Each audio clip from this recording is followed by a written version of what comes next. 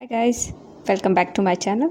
Guys, आज हम आपको उषा के बेटे अमर की कहानी प्लस खतना स्टोरी सुनाने जा रहे हैं। तो स्टोरी स्टार्ट करने से पहले आप सब मेरे चैनल पर नए हैं तो चैनल को सब्सक्राइब कर लें और पास में लगे बेल आइकन को भी प्रेस कर दें ताकि हमारे हर नए वीडियो की नोटिफिकेशन आपको मिलती रहे। स्टोरी को एंड तक सुनिएगा और स्टोरी अच्छी लगे तो इसे लाइक और शेयर भी कीजिएगा। और आप सबके पास भी कोई स्टोरी हो तो आप अपनी स्टोरी हमें ईमेल कर सकते हैं। ईमेल हम इस वीडियो को डिस्क्रिप्शन में ऐड कर देंगे, तो आप वहाँ से चेक करके हमें ईमेल कर सकते हैं। तो चलिए अब कहानी स्टार्ट करते हैं। ये कहानी उषा के 7 साल के बेटे की है।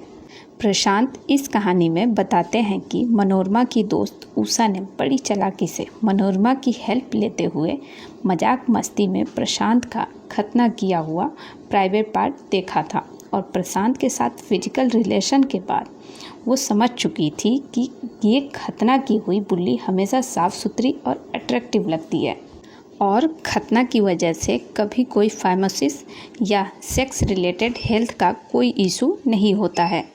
अब इस कहानी में आगे प्रशांत के मुलाकात के बाद उषा के आंखों के सामने और दिमाग में बराबर प्रशांत के खतना का ख्याल नहीं जा रहा था, जिसके चलते वो हमेशा नसरीन को मुस्लिम लोग क्यों खतना करते हैं, खतना छोटे बच्चों का कब होता है और बड़े कौन सी उम्र में खतना करा सकते हैं, अगर खतना हो भी जाए तो कितने दिन में घाव ठीक हो जाता है, ये सारे सवाल उषा नसरीन से सारे दिन में घूम घुमा कर पूछा करती और दिल में ये सोचती थी कि अगर खतना के इतने ही फ़ायदे हैं तो क्यों ना मैं अपने बेटे का भी खतना करवा लूँ। फिर एक दिन हुआ यूं कि उषा के बेटे की स्कूल से उषा को उसके बेटे अमर की स्कूल टीचर ने अर्जेंट स्कूल में मिलने के लिए बुलाया। दूसरे दिन जब उषा अपने बेटे के स्कूल में गई तब अमर के क्लास टीचर उषा को स्टाफ रूम में ले गई और एक चेयर पे बिठाया और वो भी उसके सामने बैठकर बोली, अमर की मम्मी, मुझे आज अमर की शिकायत करनी है आपसे, ज़रा ध्यान से सुनना क्योंकि ये बात बताने में मुझे ही शर्म आ रही है। और ये कहते हुए टीचर मुस्कुराने लगी। तब उषा ने भी थोड़ा सा मुस्कुराते हुए टीचर को पूछा कि क्या बात है टीचर, प्लीज़ थोड़ा साफ साफ बताइए, क्या किया अमर ने। तब टीचर हंसते हुए बोली कि अमर अपने क्लास का डॉक्टर बन गया है। तब उषा ने कहा, प्लीज़ बताइए ना क्या बात है, अब बताओगे तब तो मैं समझ पाऊँगी कि अमर से क्या गलत हुआ है। तब टीचर ने कहा कि अमर अपने दोस्तों को स्कूल के पीछे ले जाता है और कोई बुल्ली वाला कोई खेल खेलता है जिसमें वो अपने छोटे छोटे दोस्तों की बुल्ली चेक करता है और कहता है, ज़रा देखूं कहीं तुम्हारी बुल्ली में कोई सांप तो नहीं है।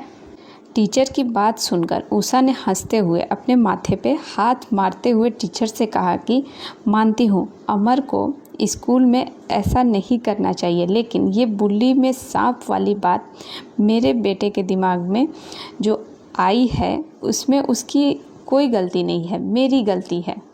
तब उषा से सवाल करते हुए टीचर ने कहा, सॉरी मैं समझी नहीं, अमर की मम्मी आप क्या कहना चाहती हो। तब उषा ने टीचर को समझाया कि अमर जब छोटा था तब उसकी बुल्ली की फॉरस्किन बहुत टाइट थी और उसे खोलने में मुझे करीब 4 से 5 साल लगे और उसकी बुल्ली की फॉरस्किन खोलने के लिए मैं डेली उसे नहलाने से पहले उसके फॉरस्किन में तेल डालकर उसके बुल्ली की मालिश किया करती ताकि घर में ही उसकी फॉरस्किन खुल जाए और ऑपरेशन ना करना पड़े। लेकिन बुल्ली की मालिश के वक्त जब भी उसकी बुल्ली टाइट हो जाती तब वो बेचारा मासूम मुझसे पूछा करता था कि बुल्ली ऐसे क्यों हुई है। तब मैं उसका माइंड डाइवर्ट करने के लिए ये कह देती थी कि इसके अंदर एक छोटा सा सांप छुपा है।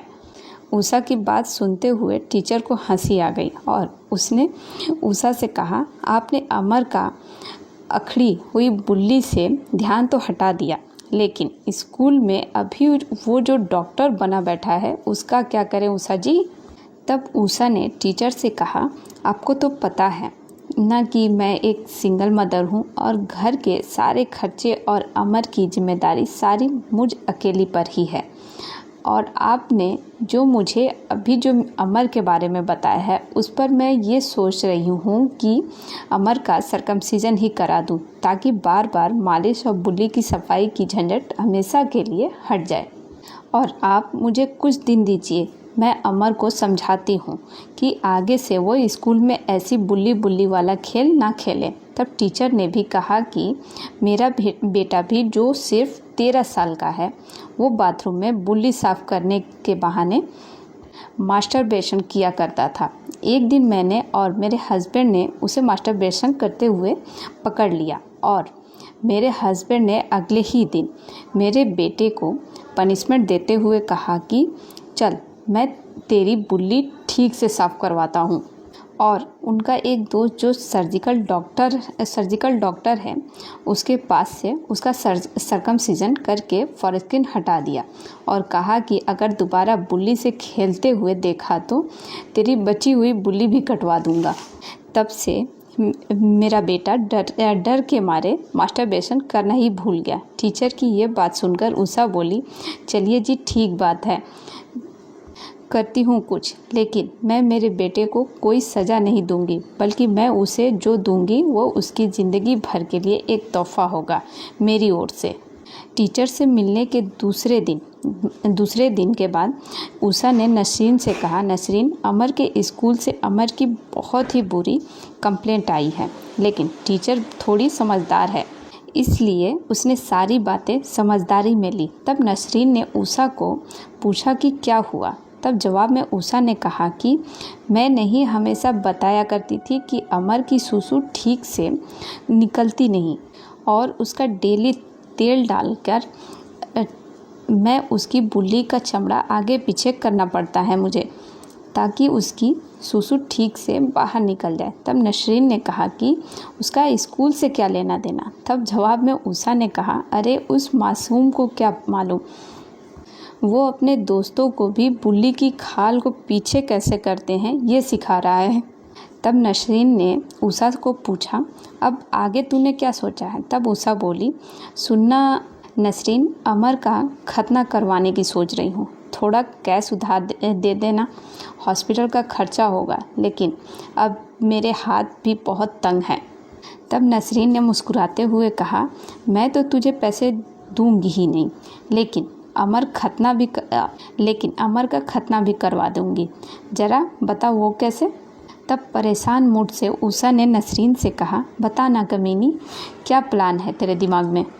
तब नसरीन बोली, अभी जो मुहर्रम आ रहा है उसके बाद मैं आबिद, जो नसरीन का बेटा है, उसे ले जा रही हूँ मम्मी पापा के गांव उसकी मुसलमानी के लिए, और तू भी अमर को लेकर 10-15 दिन के लिए चल रही है मेरे साथ। मस्त गांव में एंजॉय करेंगे और आबिद के साथ अमर का भी खतना करवा लेंगे। आज ही मैं मम्मी पापा को बता देती हूँ कि तू भी मेरे साथ गांव आ रही है। नसरीन का प्लान सुनकर उषा खुश हो गई और नसरीन और उषा कुछ दिनों की छुट्टियां लेकर बच्चों को साथ लेकर नसरीन के गांव की तरफ निकल पड़े। अब कहानी में आगे बहुत ही इंटरेस्टिंग मोड़ आता है, जहाँ पर खतना या किसी की जाति धर्म के रीति रिवाज से ज़्यादा इंसानियत बड़ी होती है ये पता चलता है। नसरीन के गांव पहुंचने के बाद नसरीन और उषा ने नसरीन के मम्मी पापा को अमर की सारी हेल्थ और स्कूल से आई कंप्लेंट के बारे में बताया और उषा हंसते हुए बोली कि मेरा बेटा क्लास का डॉक्टर है। तब नसरीन की मम्मी ने बड़े प्यार से अमर को अपने गोद में बिठाया और बोली कि बेटा तेरी बुल्ली में कोई सांप है क्या। तब जवाब में अमर ने कहा कि हाँ, मेरी बुल्ली में एक छोटा सा सांप है और दिन कभी कभी वो बाहर आने की कोशिश करता है, और मैं जब उसे बुल्ली बुल्ली करते हुए बाहर निकालने की कोशिश करता हूँ तो वो मेरे पेट के अंदर जाकर छुप जाता है। अमर की बात सुनकर सारे हंसने लगे और अमर को नसरीन की मम्मी ने बताया कि तू डर मत बेटा, कल एक जादूगर आने वाला है जो तुम्हारी बुल्ली के अंदर छुपने वाले सांप को चिमटी से खींचकर निकाल देगा। उस पर अमर ने हाँ कहते हुए गर्दन हिलाई और खेलने के लिए कमरे से बाहर गया। तब नसरीन की मम्मी ने आबिद को अंदर बुलाया और समझाया कि देख बेटा, अमर छोटा है और कुछ अच्छी वजह के लिए उसका भी खतना हम लोग करवाने वाले हैं, तो तू उसे ज़रा भी मत बताना कि कल क्या होने वाला है, समझे ना। आबिद बहुत ही समझदार था और वो 12 साल का हो चुका था, लेकिन घर के प्रॉब्लम के चलते उसका खतना लेट हो गया था, जिस वजह से वो जहाँ पढ़ता था वहाँ के उसके मुस्लिम दोस्त हमेशा उसकी खतना नहीं हुई है उसे याद दिलाया करते थे। और आबिद इस्लाम में रीति रिवाज को अच्छे से समझता था, इसलिए वो खुद ही अपने खतना के लिए बगैर डरे नसरीन को भी याद दिलाता था, अम्मी आप मेरी मुसलमानी कब करा रहे हो, ऐसा आबिद खुद नसरीन से कहता था। अब कहानी में आगे, नसरीन के घर वाले आबिद के साथ अमर के लिए भी नए कपड़े और कई खिलौने लेके आए। ये सब देखकर ऊषा ने कहा कि इसकी क्या ज़रूरत है, मुझे मेरे बेटे का सिर्फ खतना करवाना है, मुसलमान थोड़ी बनाना है। उस पर नसरीन की मम्मी पापा ने ऊषा को कहा कि बेटा, हम आपके बेटे की सिर्फ खतना ही करवा रहे हैं, उसे कलमा नहीं पढ़ा रहे हैं। बेटा, हमने तो सारी ज़िंदगी हिंदू दोस्तों के साथ बिताई, डरो मत, तुम्हारे धर्म पे कोई आँच नहीं आएगी, क्योंकि अमर का खतना घर के आंगन में नहीं, घर में होगा, जहाँ सिर्फ हम लोग ही रहेंगे, बाहर के किसी को पता भी नहीं चलेगा इस बच्चे का खतना हुआ है। नसरीन के पापा की बात सुनकर ऊषा को अपनी गलती का एहसास हुआ और उसने नसरीन के पापा के पैर पकड़कर माफ़ी मांगी और कहा कि मुझे माफ़ कर दीजिए, आप मेरे अच्छे की सोच रहे हैं और मेरे दिल में पता नहीं ये हिंदू मुस्लिम कहाँ से आ गया। उस पर नसरीन के पापा ने कहा, कोई बात नहीं बेटा, तुम मुझे नसरीन जैसी ही हो। फिर उस दिन अमर को सुबह सब लोगों ने बताया कि कुछ देर बाद तुम्हारे बुल्ली में छुपे हुए सांप को पकड़ने के लिए जादूगर आ रहे हैं। और उसकी बात सुनकर अमर बोला, हाँ, मैं भी उसी का इंतज़ार कर रहा हूँ। अमर के इस जवाब पर सारे घर के लोग अपनी हंसी नहीं रोक पाए। फिर कुछ ही देर में खतना करने वाला हजाम घर आ पहुंचा। तब नसरीन के पापा ने अमर के सामने उसे कहा कि सांप पकड़ने वाले सारे औजार लाए हो ना जादूगर जी। तब हजाम ने कहा कि हाँ, मैं तो सारी तैयारी में आया हूँ, बताओ कहाँ है सांप। तब अमर भागते हुए उसके सामने आ खड़ा हुआ और बोला कि मेरी बुली में छुपा हुआ है, जल्दी से पकड़ो उसे। अमर की बातें सुनकर नसरीन के घर के लोगों की हंसी रुक ही नहीं रही थी और हजाम ने अमर से कहा, यहाँ आओ बेटा, ज़रा देखूँ तो सांप कहाँ छुपा है। अमर ने तुरंत अपनी बुल्ली हजाम को दिखा दी और कहा कि जब भी सांप बाहर आने की कोशिश करता है तब मेरी बुल्ली टाइट हो जाती है। तब हजाम ने अमर से कहा कि अच्छा ये बात है, चलो आज उसे मस्त सबक सिखाते हैं। मैं अभी उस सांप को खींचकर बाहर निकालता हूँ, बस तुम थोड़ा ठीक से बैठना और हिलना डुलना मत। और हजाम ने नसरीन के पापा और नसरीन के भाई को इशारा करते हुए धीमी आवाज़ में कहा कि ज़रा आराम से पैर के नीचे से इसके हाथ पकड़ लेना। और हजाम ने नसरीन के पापा से पूछा, भाईजान सांप को कैसे निकालूं, थोड़ा सा निकालूं या खींच के ज़्यादा निकालूं।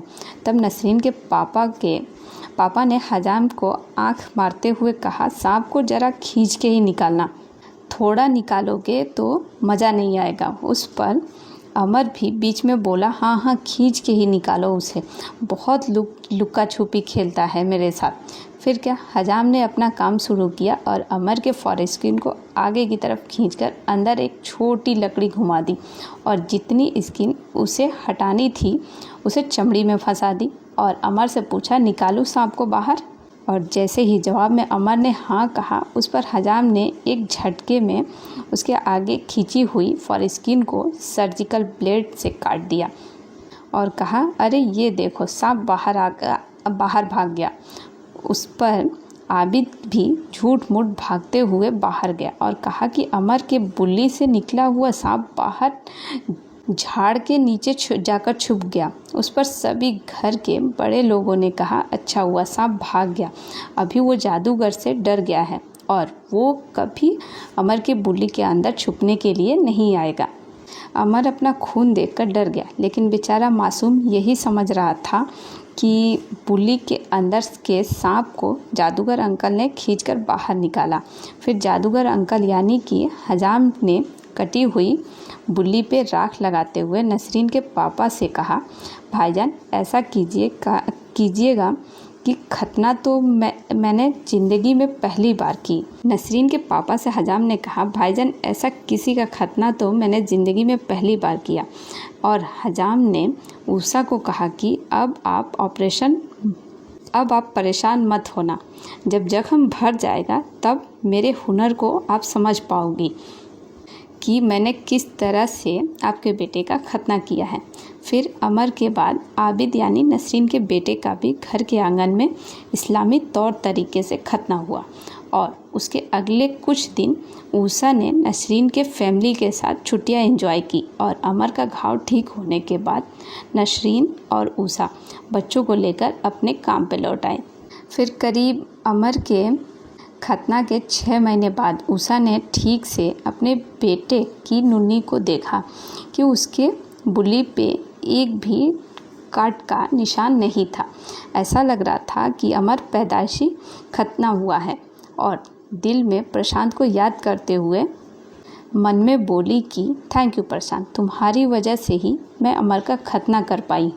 ऊषा वो माँ थी जिसने अपने बेटे के स्कूल से आई हुई कंप्लेंट पर उसे पनिशमेंट ना देते हुए तोहफे के तौर पे उसका खतना करवाया, ताकि उसकी आने वाली ज़िंदगी में अमर कभी इन्फेक्शन, फाइमोसिस या मास्टरबेशन जैसे गलत संगत से दूर रहे। तो गाइज, ऊषा के बेटे की स्टोरी यहीं ख़त्म होती है। आप सब कमेंट में ज़रूर बताइएगा आपको स्टोरी कैसी लगी, और स्टोरी को लाइक और हमारे चैनल को सब्सक्राइब करना बिल्कुल ना भूलिएगा। और आप सबके पास भी स्टोरी हो तो आपको पता ही है कहाँ सेंड करनी है। ईमेल मैंने इस वीडियो को डिस्क्रिप्शन में ऐड कर दिया है, तो आप वहाँ से चेक करके मुझे ईमेल कर सकते हैं।